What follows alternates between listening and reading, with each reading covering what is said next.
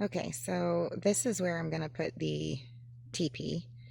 I just picked out a corner in the yard and some of the driftwood that I've collected from all of my finds. I'm going to create a teepee in the corner.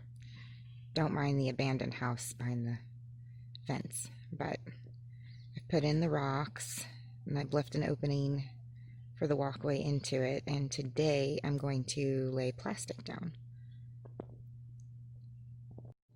Okay, and I've also created this fire pit, which isn't going to be an actual fire pit. I'm just going to plant like red succulents, so it gives the effect of like burning coal, and with some like black rocks. And I'm going to lay all the plastic down around here today.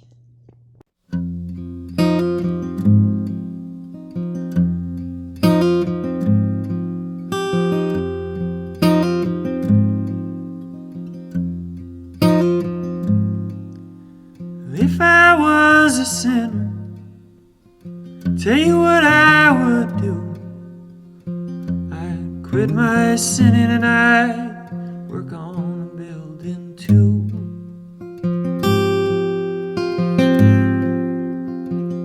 I'm working on a building, working on a building, working on a building for my Lord. It's a Holy Ghost building. It's a Holy Ghost building. It's a Holy Ghost building for mine.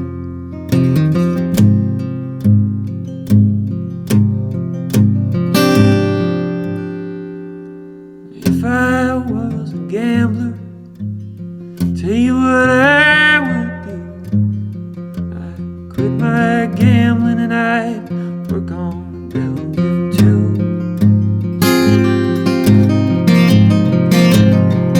I'm working on a building, working on a building. I'm working on a building for my Lord.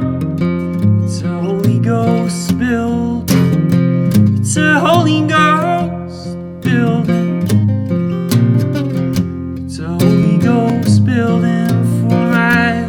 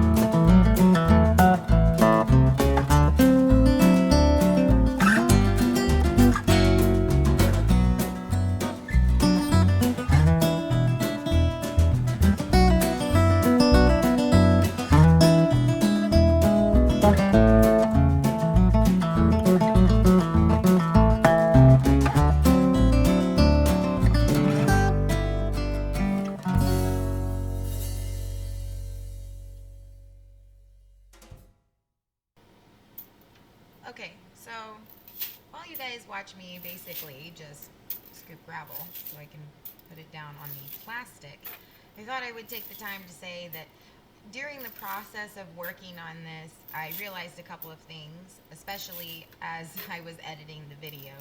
Um, when building or creating a base for whatever your base is for, in this instance for a teepee, it's best to actually lay the plastic down first. I did everything a little bit backwards. I was really excited and got ahead of myself because, you know, I'm not known for patience, and went ahead and laid the rocks out and the little fire pit out first. And really what should have been done, and it would have been the more proper way to have done this, is actually to have marked off the design that I wanted and then laid down the plastic. And then once the plastic was laid down, go ahead and put in the rock border and the fire pit, and then just cut the plastic off around on the edges and inside the fire pit. But because I didn't do it this way and instead did it the way I did it, it made it a little bit more complex. You know, I had to cut plastic in different shapes and different sizes in order to fit all of these weird gaps. So, and you don't want gaps. Alvin, he got scared.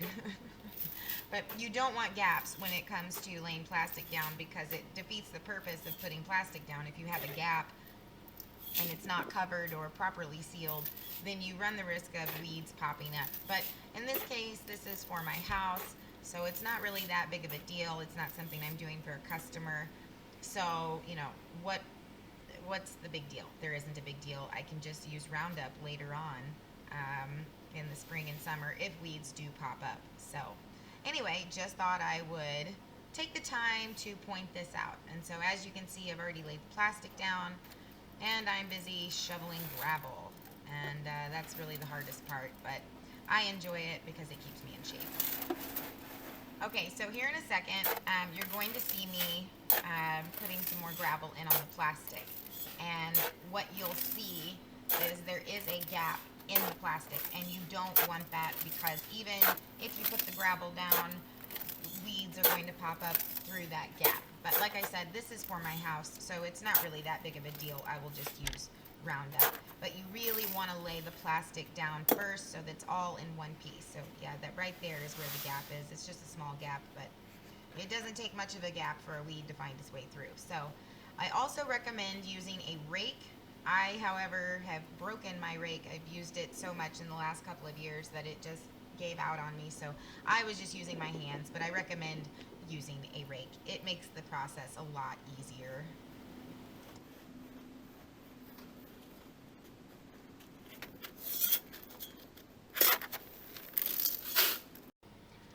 Okay, so as you can see, the gravel has been put down. I think it looks amazing. I absolutely love it. I should say though, I've never actually constructed a teepee before. So this was my first time ever in my entire, I won't say how old I am, however many years I've been around, that I have constructed a teepee. Now this isn't the completed version, obviously, but it took me a few tries trying to figure out the best approach. I mean, I would put it together and then take it down again and try again, and so, but it was a lot of fun, you know, trying to figure out the right way of going about it. And I had to take into consideration, since this is Idaho, and it's, you know, in the winter it snows quite a bit, and so I needed to make sure that the way that I was constructing it, that it would be able to hold up when there is snow. I do intend on trying to move some of the snow away from it during the winter, but you know, that is a concern that I had, which is, boy, if I take the time to construct this teepee, I would really be bummed out if, you know, come winter, you know, a good snowfall arrived and then boom, the teepee fell apart. So I really tried to construct it in a way where the back part of the teepee, the driftwood that is holding up the other part of the teepee, was sort of leaned up against the fence so that the fence would actually help stabilize it. So we'll see if it lasts through the winter, but this is basically just me learning as I go, figuring it out by trial and error. And as my father says, you can't foul out of basketball if you don't play. So there's no harm in trying.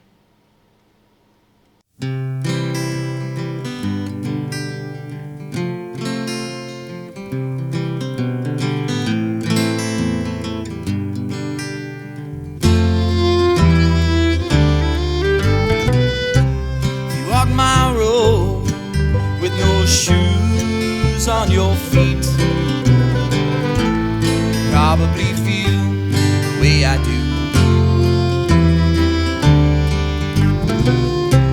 You live my life from day to day. Probably say, Lord, why me? I work these hands to bleed, 'cause I got mouths to feed. I work these hands to bleed, and I say, Lord, why me?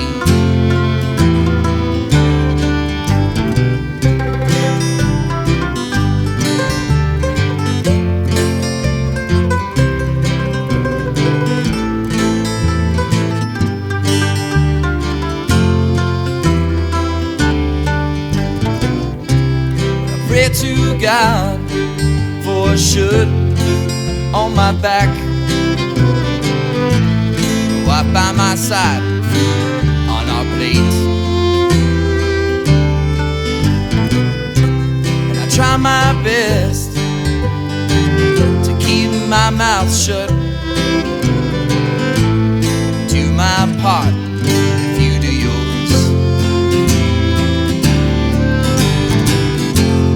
Work these hands to breathe,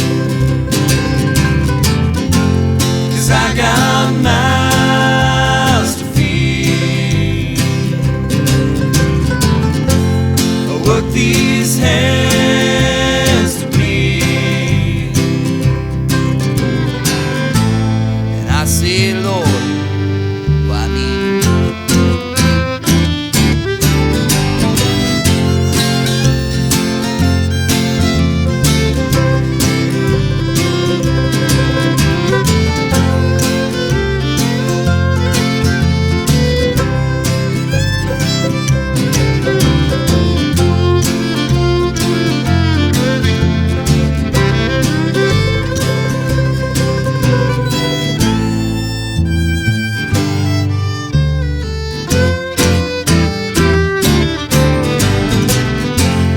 Did my part, I played by your rules.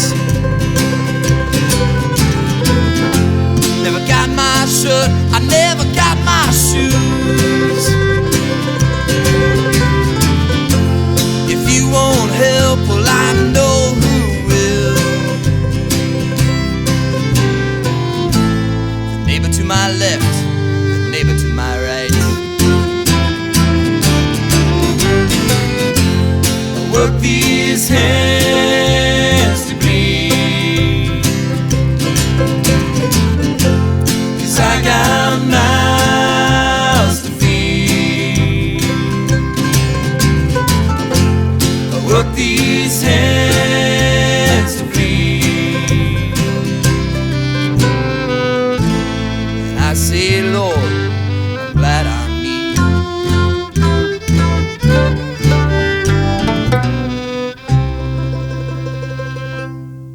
Well, as you can see, I have added in the black rocks to the fake fire pit. I will go back in at a later time and add the dirt and red succulents. This is the teepee in its final glory. I can still add driftwood to it, but I'm really fine with the way it is at present. I'm sure I will continue to add on.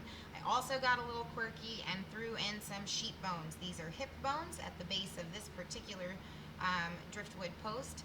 There are sheep jaw bones for that particular post. That post doesn't have any bones on it except for at the base. And the second post that you will see here very shortly has sheep heads that I have attached to the post, just because I think it's quirky and it's neat and it really goes well with the rustic teepee. So this has been a lot of fun, and I will continue to work on this and add on and do some things. So there may be a second video at a later date, but I really didn't want to push this past 20 minutes. So thank you guys so much for watching. Please subscribe to the channel, and please like or dislike this video, and let me know what you think in the comment section down below. I had a lot of fun doing this, so thanks you guys so much for being with me on this.